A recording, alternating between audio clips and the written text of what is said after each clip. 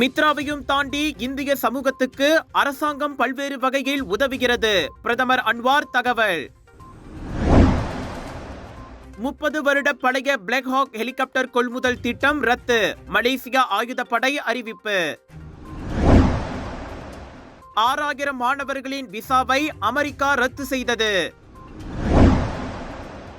விற்பது நினைவு பரிசு என்று பார்த்தால் வனவிலங்குகளின் உடல் பாகங்கள் சோதனையில் அம்பலம்.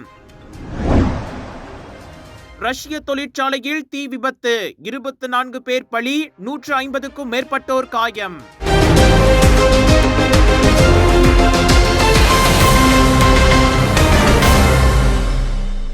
இந்திய சமூகத்தை அரசாங்கம் புறக்கணித்திருப்பதாக கூறப்படும் குற்றச்சாட்டுகளை பிரதமர் டத்துஸ்ரீ அன்வார் இப்ராஹிம் திட்டவட்டமாக மறுத்துள்ளார். குறை சொல்பவர்களின் கண்களுக்கு மித்ரா மட்டுமே தெரிகிறது.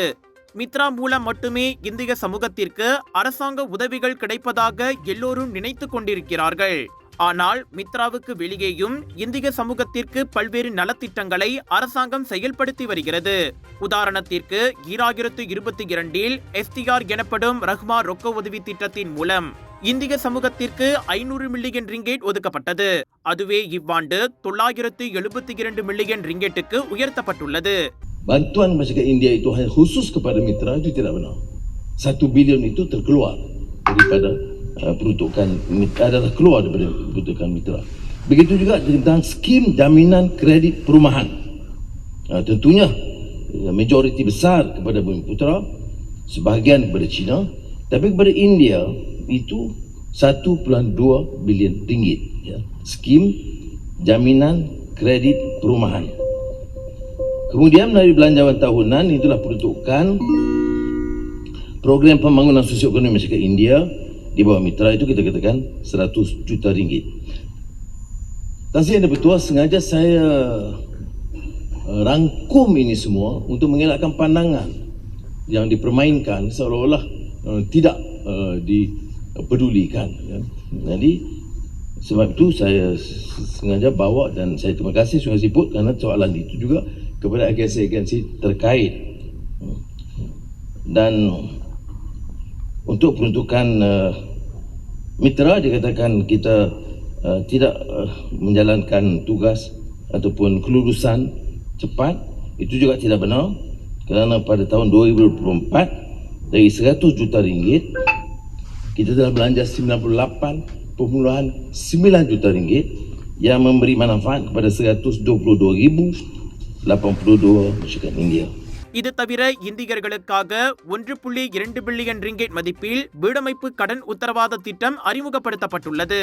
இன்று காலை மக்களவையில் பிரதமருக்கான கேள்வி பதில் நேரத்தின் போது டத்துஸ்ரீ அன்வார் அவ்வாறு கூறினார்.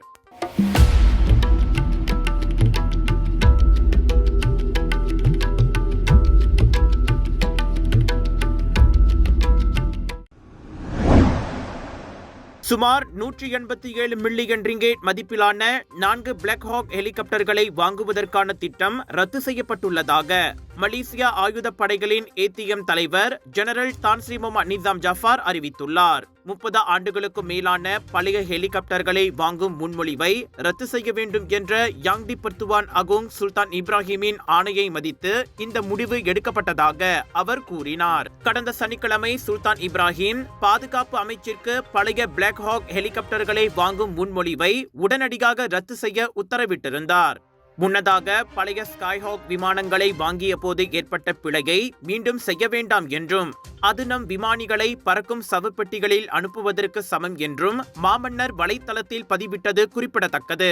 Helica Stretch Mark Lotion is enriched with safe and natural ingredients perfect for pregnant women and new mothers.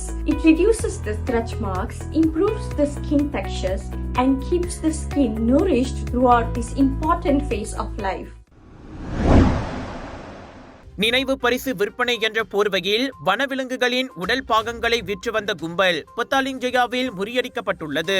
அங்குள்ள பேரங்காடி ஒன்றில் 2 கடைகள் மற்றும் 4 நினைவு பரிசு அங்காடிகளில் நடத்தப்பட்ட சோதனையில் அந்நடவடிக்கை அம்பலமானது. வனவிலங்குகள் பாதுகாப்பு மற்றும் தேசிய பூங்காக்கள் துறையான பெருகலித்தான் உள்ளிட்ட அரசு நிறுவனங்கள் சோதனையில் இறங்கின. அதில் பாதுகாக்கப்பட்ட வனவிலங்குகளின் பல்வேறு உடல் பாகங்கள் கைப்பற்றப்பட்டன. அவற்றின் மொத்த மதிப்பு 2,44,900 ரிங்கேட் ஆகும். 5 உள்ளூர் ஆடவர்களும் 2 இந்தோனேசியர்களும் விசாரணைக்காக கைது செய்யப்பட்டனர். சந்தேக நபர்களும் பறிமுதல் செய்யப்பட்ட பொருட்களும் மேல் நடவடிக்கைக்காக பிரகலித்தானிடம் ஒப்படைக்கப்பட்டன. உங்கள் சிறந்த ஆரோக்கியத்திற்கு அளவான எண்ணெயுடன் சிறந்த முறையில் தயாரிக்கப்பட்ட சைவம் அசைவத்திற்கும் பொருந்தும் சூப்பர் ஊறுகாய், பச்சை கொடி சிவப்பு மீன் சின்னம் கொண்ட ஸ்ரீ மீனாட்சி ஊறுகாய். வடக்கு தெற்கு நெடுஞ்சாலையின் 198.1வது கிலோமீட்டரில் ஒரு டன் லாரி ஒன்று விபத்துக்குள்ளானதில் அதன் ஓட்டுநர் மரணமடைந்தார். இன்று விடியற்காலையில் நிகழ்ந்த அந்த விபத்தில் ஒரு டன் லாரியை ஓட்டி சென்ற 32 வயதுடைய ஆடவர் தனது இருக்கையில் சிக்கிக் கொண்டதை தொடர்ந்து இறந்தார். மூட்டைகளை ஏற்றியிருந்த அவர் ஓட்டி சென்ற இசுசு லாரி தர்பூசணி பழங்களை ஏற்றி சென்ற நீசான் யூடி லாரியின் பின்புறம் மோதியது. சம்பவம் நிகழ்ந்த இடத்திற்கு சென்ற கமுந்திங் தீயணைப்பு மற்றும் மீட்பு படை உறுப்பினர்கள் சிறப்பு சாதனத்தை பயன்படுத்தி லாரியின் முன்புற பகுதியை வெட்டி அதன் ஓட்டுநரின் உடலை வெளியே எடுத்தனர். எனினும் சம்பவம் நிகழ்ந்த இடத்திலேயே அவர் இறந்ததை மருத்துவ பணியாளர்கள் உறுதிப்படுத்தியதாக பேரா தீயணைப்பு மற்றும் மீட்பு துறையின் நடவடிக்கை பிரிவு வெளியிட்ட அறிக்கையில் தெரிவித்தது. Sunshine Kids, the place where your kids shine, the fastest growing, award-winning, best preschool chain in the town. Welcome to our preschool, where learning meets fun. Our preschool provides a nurturing environment for young learners to thrive. www.sunshinekids.com.my 7 மாதங்களுக்கு முன் அமெரிக்க வெளியுறவு அமைச்சர் Marco Rubio பதவியேற்றது முதல் 6000 மாணவர்களின் விசாக்களை America வெளியுறவு அமைச்சு ரத்து செய்துள்ளது. நாட்டிற்குள் சட்டவிரோதமாக நுழையும் தனிப்பட்ட நபர்களை ட்ரம்ப் நிர்வாகம் பெரிய அளவில் வெளியேற்றி வருகிறது. அதிகப்படியான தங்குதல் மற்றும் விதிமீறல்களுக்காக வெளியுறவுத்துறை 6000த்திற்கும் மேற்பட்ட மாணவர் விசாக்களை ரத்து செய்துள்ளது.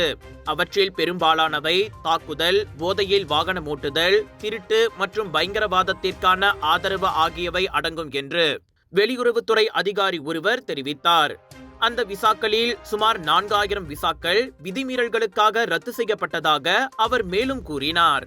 அமெரிக்க வெளியுறவு கொள்கை நலன்களுக்கு தீங்கு விளைவிப்பதாக கருதப்படும் தனிநபர்களின் விசாக்களை ரத்து செய்ய ரூபியோ அந்த நடவடிக்கைகளை எடுத்தார். மேலும் சீனாவில் இருந்து வரும் மாணவர்களை இன்னும் தீவிரமாக கண்காணிப்பதற்கும் அவர் உறுதி பூண்டுள்ளார். மார்ச் மாதத்தில் குறிப்பாக இஸ்ரேலுக்கு எதிராக போராடும் மாணவர்களுக்கு தினசரி அடிப்படையில் விசாக்களை ரத்து செய்வதாக அமெரிக்க உயர்நிலை அரச தந்திரி கூறினார். இருப்பினும் அந்த விவகாரம் தொடர்பாக 2 உயர்மட்ட வழக்குகளில் அமெரிக்க நிர்வாகம் பின்னடைவுகளை சந்தித்துள்ளது.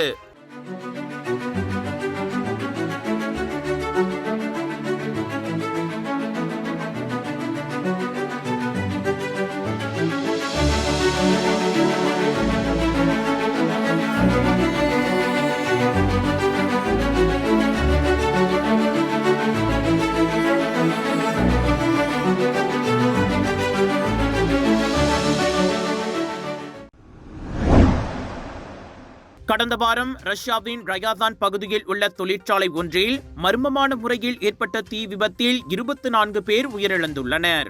மேலும் இவ்விபத்தில் 150க்கும் மேற்பட்டோர் காயமடைந்துள்ளனர் என்று உள்ளூர் ஊடகம் தெரிவித்துள்ளது.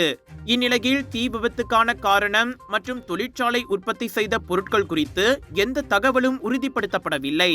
காயமடைந்தவர்கள் அனைவரும் உள்ளூர் மருத்துவமனையில் சிகிச்சை பெற்று வரும் நிலையில் அதில் 103 பேர் வெளிநோயாளர் சிகிச்சையில் உள்ளனர் என்று அறியப்படுகின்றது. இச்சம்பவம் தொடர்பான காணொளி வலைத்தளத்தில் வைரலாகியுள்ள நிலையில் அதில் தொழிற்சாலையின் சில பகுதிகள் முற்றிலுமாக சேதமடைந்திருப்பதும் மீட்பு பணியாளர்கள் மோப்ப நாய்களுடன் இடிபாடுகளில் தேடுதல் நடத்துவதையும் காண முடிந்தது. இந்த தீ விபத்து தொடர்பான விசாரணை தொடர்ந்து நடைபெற்று வருகிறது என்பது குறிப்பிடத்தக்கது. விலையோ மலிவு, செலவோ குறைவு, தரமோ உயர்வு, மனமோ நிறைவு. மக்களின் தேர்வு என்ரிகோஸ் முழு ஆடை சத்துள்ள பால்மாவு.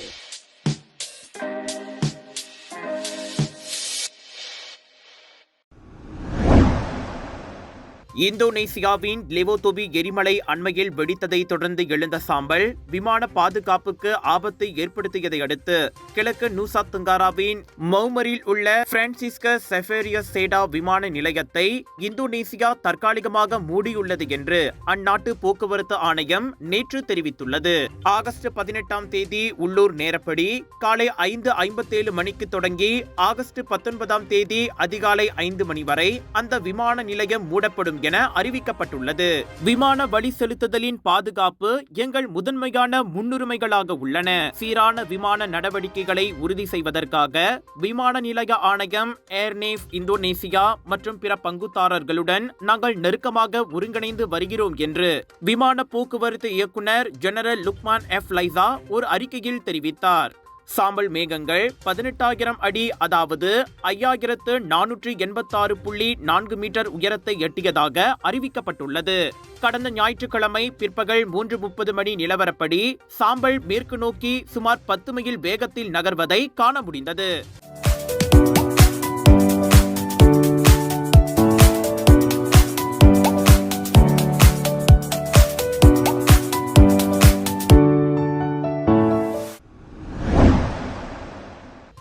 மேற்கு இந்தியாவில் கேளிக்கை கண்காட்சியில் ஸ்பின்னிங் ஃபேர் கிரவுண்ட் ரைட் இடிந்து விழுந்ததில் 4 காயமடைந்தனர். குஜராத்தின் நவ்சாரி நகரில் அந்த சாதனம் ஞாயிற்றுக்கிழமை திடீரென இடிந்து விழுந்ததாக AP செய்தி நிறுவனம் தகவல் வெளியிட்டது. காயமடைந்த 4வரில் 2 சிறார்கள், ஒரு ஆடவர் மற்றும் பெண்மணியும் அடங்குவர். அவர்கள் அனைவரும் உடனடியாக சிகிச்சைக்காக மருத்துவமனைக்கு கொண்டு செல்லப்பட்டனர். வண்ணமயமான சுழலும் சாதனம் ஒரு எஃகு கம்பத்தை சுற்றி சுழன்று கொண்டிருந்த தருணத்தை வைரல் பிரஸ் வீடியோ பதிவு செய்த அடுத்த சில வினாடிகளில் பலத்த சத்தம் கேட்டதோடு அந்த சாதனத்தில் ஏறி அமர்ந்திருந்தவர்களின் நடைமேடை 15.24 மீட்டர் உயரத்தில் இருந்து கீழே விழுந்தது. அச்சம்பவத்தின் போது அதில் அமர்ந்திருந்த மக்கள் அலறும் சத்தத்தையும் கேட்க முடிந்தது.